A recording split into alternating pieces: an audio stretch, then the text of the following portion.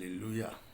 A tún kí wa káàbọ̀ sí wákàtí ìjìnlẹ̀ ọ̀rọ̀ ìjọba Ọlọ́run.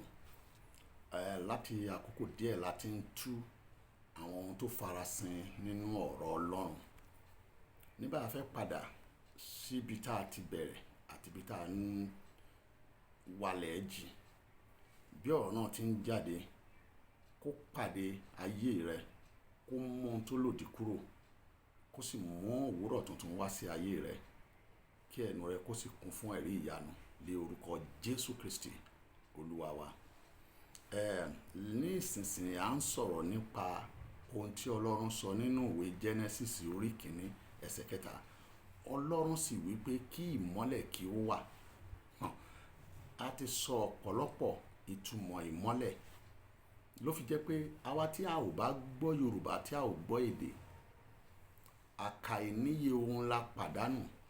A ò ní oore ọ̀fẹ́ láti mọ ohun ìjìnlẹ̀ Ọlọ́run nínú èdè Yorùbá. Now, Olúwa Ọlọ́run sọ pé kí ìmọ́lẹ̀ kí ó wà. Kí ni à ń pè ní ìmọ́lẹ̀ tí à ń tọ́ka sí níbí? A ti sọ onírúurú, ẹ̀yin tí ò bá yé ẹ padà sẹ́yìn. Ìyẹn ni pé a sọ fún wa pé Kristi ni ìmọ́lẹ̀ yìí, ṣùgbọ́n táìtù Kristi ó ní Ọlọ́run fi pè é. Ìyẹn ni pé oyè rẹ̀ tàbí oríkì rẹ̀ ó ní Ọlọ́run fi pè é. Ní gbogbo ìgbà tó bá pèèyàn lóríkì ẹ̀, ó máa ń ní ìmọ̀lára tó yàtọ̀ sí gbogbo ìmọ̀lára. Wàá rí pé tó nílù bá ń lùlù, tí wọ́n bá ń kí ènìyàn, ó lè ṣí owó ná. Ó wà lára àwọn ohun tí àwọn onílù tàbí àwọn alágbe máa ń lò láti gba owó lọ́wọ́ ènìyàn. Bẹ́ẹ̀ náà l'Olúwa ní oríkì. Ọlọ́run sì ń kí Kristi lóríkì rẹ̀ láti ṣe iṣẹ́ tí oríkì rẹ̀ jẹ́. Náà ìmọ́lẹ̀, a kọ pé ìmọ́lẹ̀ nínú ìwé Jòhánù orí 9, Kristi sọ pé èmi ni ìmọ́lẹ̀ ayé. Ìmọ́lẹ̀, a ti sọ pé ìmọ́lẹ̀, ohun tó mọ́ ilẹ̀ ni Ẹ̀mí Mímọ́ sọ fún wa. Nísinsìnyí a tún ti wá kọ́ mi lóhun mìíràn tó tún jinlẹ̀ tí wọ́n pè ní ìmọ́lẹ̀. Oríkì kẹrin nìyẹn o. Torí Ẹ̀mí Mímọ́ sọ pé kí má máa sọ pé mẹ́ta ló wà ńbẹ̀ àbí mẹ́rin ló wà ńbẹ̀. Ohun tó bá fún mi ni wọ́n fún mi. Ohun tó bá sọ fún mi, òun ni mo mọ̀. Kò túmọ̀ sí pé ohun tí mo mọ̀ yẹn ló ní gbogbo ohun tó wà nínú ẹ̀. No. So kí ìmọ́lẹ̀ kí ó wà, Ọlọ́run sọ bẹ́ẹ̀. Ìyẹn ni wípé ìmọ́lẹ̀, ẹ rí pé tí ó bá dalẹ́, a máa sọ pé ilẹ̀ mọ́. Ilẹ̀ mọ́. Tílẹ̀ ò bá mọ́, àkókò òru, àkókò òkùnkùn ni. Ní àwọn àkókò yìí ni a ṣàkàwé onírúurú àkókò tí ènìyàn ń là kọjá láyé. Ọ̀pọ̀lọpọ̀ ló wà nínú òru ìdààmú lọ́wọ́lọ́wọ́. Ọ̀pọ̀lọpọ̀ wà nínú òru àìsàn lọ́wọ́lọ́wọ́. Ọ̀pọ̀lọpọ̀ wà nínú òru òfò lọ́wọ́lọ́wọ́. Ọ̀pọ̀lọpọ̀ ìdílé tá a bí sí ìdílé òru ni. Ìyẹn ni pé kò sẹ́ni tí ilẹ̀ mọ́ fún nínú ilé yẹn. Tó bá wọ ẹ̀gbọ́n bàbá, tó wà àbúrò bàbá, tó wà àbúrò ẹ̀, tó wọ ẹ̀gbọ́n ẹ̀, tó wájú, tó wẹ̀yìn, a rí pé kò sẹ́ni ìmúṣangàn àbí ìmúṣògo nínú ilé yìí. Torí pé kí ni? Òru ni wọ́n bí wọn sí. Ọ̀pọ̀lọpọ̀ ni wọ́n ti sọ iṣẹ́ rẹ̀ sí òru. Àkókò ìdààmú là ń pè ní òru. Ṣùgbọ́n ohun kan ṣoṣo ló lè mọ́lẹ̀. Ohun kan ṣoṣo ló lè mú òwúrọ̀ dé. Ohun náà ni ìmọ́lẹ̀. Ẹni tó ń mọ́lẹ̀ pé ilẹ̀ ti mọ́ ẹ dìde o, ẹ jẹ́ àwọn èèyàn, ilẹ̀ ti mọ́ ẹ dìde o, ilẹ̀ ti mọ́ ẹ dìde o. Tílẹ̀ ò bá mọ́, wọ́n wà ní òru, kò sí ohun tí èèyàn lè fòru ṣe. So òun ni Kristi ṣe jẹ́ ìmọ́lẹ̀. Ìyẹn ni pé tí ilé ayé tìrẹ bá wà ní òru, ìyẹn ni pé ó nílò ìmọ́lẹ̀. Wọ́n á máa sọ ìjọ sí ipò òru mọ́ ènìyàn lọ́wọ́. Wọ́n á máa sọ iṣẹ́ ìránṣẹ́ sí ipò òru mọ́ ènìyàn lọ́wọ́. Wọ́n á máa sọ ìpè ènìyàn sí ipò òru mọ́ lọ́wọ́. Àyàfi kó padà sí ọ̀dọ̀ ìmọ́lẹ̀. Torí pé òun nìkan ló lè sọ òru di ìmọ́lẹ̀. Kílẹ̀ ó mọ́, wá ní ilẹ̀ ti mọ́ o. Ìyẹn ni pé ilé ayé ìwọ, ilé ayé mi. Praise the Lord. la ṣe kọ́ nínú ìwé sáàmù orí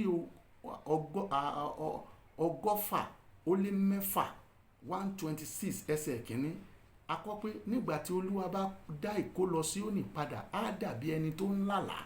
ìyẹn ni pé ní gbogbo àkókò tí a ti kó lọ ó wà ní ipò òru, ṣùgbọ́n nígbà tí èèyàn bá jí lèèyàn máa ń lálàá. ìyẹn ni pé ó bọ́ sí ipò òwúrọ̀. ẹnìkan ṣoṣo olúwa, onìkan ṣoṣo Kristi, onìkan ṣoṣo ló máa ń mú èèyàn padà bọ́ sí ipò òwúrọ̀ láti lálàá pé ṣé pé mo lè bọ́, ṣé pé mo lè bọ́. nínú ìwé Jóòbù orí keje ẹsẹ̀ ìkẹrin, Jóòbù ń béèrè níbẹ̀, ìwé Jóòbù orí keje ẹsẹ̀ keje, Jóòbù ń béèrè níbẹ̀ pé ẹjọ́ nígbà wo nílẹ̀ máa mọ́, nítorí pé ó wà nínú wàhálà. ọ̀pọ̀lọpọ̀ náà ló wà nínú wàhálà, bóyá ó ti lówó rí kò lówó mọ́, ẹni tó níṣẹ́ kò níṣẹ́ mọ́, ẹni tó ní ọ̀pọ̀lọpọ̀ lé ó ti lu gbogbo lẹ́tà, ó lu lẹ́tà, ó lu lẹ́tà, ó lu gbogbo nǹkan tà, ọmọ ò fẹ́ mọ́, aya ò fẹ́ mọ́, gbogbo nǹkan dàrú torí pé kíní ọ̀tá tì sí ipò òru. ṣùgbọ́n ẹnìkan ṣoṣo òun náà ni ó lè mú kílẹ̀ ó mọ́ kúrò lóru kí òru kó di òwúrọ̀. òun náà ni ìmọ́lẹ̀. wo tó bá kó Genesis yẹn wọ́n sọ fún wa pé òkùnkùn sì bo ayé mọ́lẹ̀. kò sún tọ́lọ́run lè ṣe ń gbà torí pé ayé ti di òkùnkùn mọ́ Ọlọ́run lọ́wọ́. ayé ti di òkùnkùn mọ́ Ọlọ́run lọ́wọ́. wọ́n ní òkùnkùn bo ayé mọ́lẹ̀ ní ẹsẹ̀ kejì yẹn. ṣùgbọ́n Ọlọ́run gbọ́n, kíákíá ni Ọlọ́run ké sí ìmọ́lẹ̀. ìyí tí ìwọ náà ké sí ènìyàn tó, ìtò ké sí wòlíì tó, ìtò ké sí ambassador tó, ìtò ké sí bíṣọ̀bù tó, ìtò ké sí bíṣọ̀bù tó, ìtò ké sí àwọn ẹlẹ́bọ lóògùn ó tó. ké sí Ọlọ́run, ké sí Kristi. Ọlọ́run fúnra rẹ̀ ké sí ìmọ́lẹ̀ nígbà tí òkùnkùn bo ayé mọ́lẹ̀ mọ́ lọ́wọ́. so Jóòbù wá ń béèrè níbẹ̀ ní orí kejì ẹsẹ̀ kẹrin, ó ní nígbà tí mo dùbúlẹ̀ èmi wípé nígbà wo ni èmi ó dìde tí òru yóò sì kọjá. ọ̀pọ̀lọpọ̀ ló wà ní wákàtí òru, wọ́n sọ ọmọ di òru mẹ́lòmíì lọ́wọ́, ọmọ lógún ẹ̀. ipò tọ́mọ wà ó jẹ́pò tó burú, ó jẹ́pò tí ò fọlá fún, tí ò fi yìí fún. ọmọ ní ogún rẹ̀. ẹlòmíràn wọ́n sọ àlàáfíà sí ipò òru, kò síbi tí owó tí ò ti ná, kò sí ohun tí ò ti ṣẹlẹ̀. ṣùgbọ́n Kristi òun nìkan ló lè sọ òru di ìmọ́lẹ̀. wá ní ilẹ̀ ti mọ́, ilẹ̀ á wá mọ́ ni pé ṣé pé èmi náà mo lè bọ̀, ṣé pé èmi náà mo lè bọ̀. ìdí nìyẹn tí ìwé Sáàmù orí 30 ẹsẹ̀ 5 sọ pé bí ẹkún bá pẹ́ di alẹ́, alẹ́ lèèyàn máa ń sọkún, alẹ́ máa ń mẹ́kún wá, alẹ́ máa ń mú dààmú wá. ṣùgbọ́n ẹnìkan wà tó lágbára lórí òru, lórí alẹ́, láti sọ di òwúrọ̀ kílẹ̀ ó mọ́. òun náà ni Kristi. Ọlọ́run pè é ní Genesis kìíní, Ọlọ́run fúnra ara rẹ̀ pé Olúwa Ọlọ́run sì pé jẹ́ kí ìmọ́lẹ̀ kí ó wà, ìmọ́lẹ̀ sì wà. tẹ́ bá wo ẹsẹ̀ kejì ní Genesis orí kìíní ẹsẹ̀ kejì, ó ní ayé sì wà jújú, ó ṣòfo, òkùnkùn wà lé ojú ibú, ẹ̀mí Ọlọ́run ń rá bàbà lójú omi. kò sí ohun tó fẹ́ ṣe. tó bá ti sọ ẹ́ sí òru, ayé a máa sọ̀yàn sóru, egun ìdílé a máa sọ̀yàn sí òru, èèyàn a máa bára ẹ̀ nípò òru, ọ̀rẹ́ àṣìyàn ọ̀rẹ́ a máa sọ̀yàn sípò òru, ọkọ a máa sọ aya sípò òru, aya a máa sọkọ sípò òru, ọmọ lè sọ bàbá sípò òru, bàbá lè sọ ọmọ sípò òru. ṣùgbọ́n irú òru wo ni tiẹ̀? ilé iṣẹ́ tí èèyàn ti ń ṣiṣẹ́ máa ń sọ̀yàn sí òru. mo rántí mo wà níbi kan tí mò ń ṣe ìsọjí ní ìjọ kan tí wọ́n ń pè ní Prigem nígbà yẹn. mo wà nínú ìsọjí náà, ru ọkùnrin èdè. ọjọ́ yẹn ni mo gbà pé Nebukadnezari ó di ẹranko lóòótọ́, Ọlọ́run sọ di ẹranko tó ń bá ẹranko jẹ. ọkùnrin yìí wọ́n sọ di ẹranko, ọwọ́ ẹ̀ ti ká, ẹsẹ̀ ti ká, òun àti ẹranko náà jọ rìn. tó bá ṣe gbogbo ewúrẹ́ ló máa dé, gbogbo ewúrẹ́ náà máa dé, wọ́n á máa wá bá ṣeré, wọ́n á máa forí kanra wọn, náà bá gbede olùṣọ́àgùntàn yẹn bá gbede àtìyàwó nínú bọ́ọ̀sì wọn. nígbà tí wọ́n gbede, wọ́n jálẹ̀ sí ilé tán ti parí lẹ́gbẹ̀ẹ́ chọ́ọ̀chì. wọ́n ní kí n gbàdúrà fún wọn ní èmi n ò tó bẹ́ẹ̀. àwọn ní rárá, mo ní pásítọ̀ tí bí ọ̀dọ́ yín ló wà, ẹ̀yin náà ẹ gbàdúrà fún.